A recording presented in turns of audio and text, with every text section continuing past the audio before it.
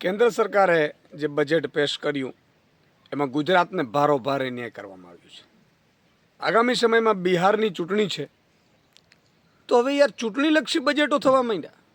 Special બિહારને વધારે ફાયદો કરાવીને ગુજરાતે શું તમારો અપમાન કર્યું છે?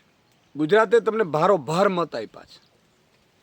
ત્યારે નરેન્દ્ર મોદી, અમિત શાહજી, નિર્મલા સીતારામનજી કહેવા માંગીએ છીએ, ખેડૂતો માટે કશું નથી, શ્રમિકો મજૂરો માટે કશું નથી, તમે મધ્યમ વર્ગ માટે, મિડલ ક્લાસ માટે ખરેખર તો સંપૂર્ણ છૂટ આપવી જોતી હતી 15-18 લાખ સુધીની.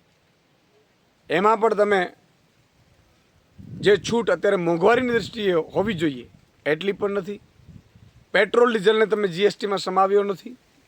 અને ગુજરાતમાં તમે ગુજરાત માટે કોઈ ટેક્સટાઇલ છે, નાના ઉદ્યોગો છે, એમએસએમઈ છે, એને લઈને કોઈ મોટી જાહેરાતો કરવામાં આવી નથી. આ બજેટ ખૂબ જ નિરાશાજનક છે. આ બજેટ માત્ર ને માત્ર બિહારની ચૂંટણીલક્ષી છે. એ દુઃખદ બાબત છે કે કોઈ એક પર્ટિક્યુલર રાજ્ય માટે ચૂંટણી આવે છે એટલે ત્યાં ઘી કડા આપી દેવાના. આવી રીતની રાજનીતિથી સમગ્ર દેશનો વિકાસ નહીં થઈ શકે.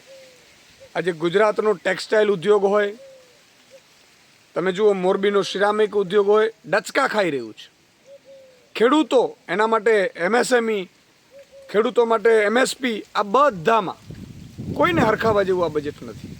ખૂબ જ નિરાશાજનક બજેટ પેશ કરવામાં આવ્યું છે.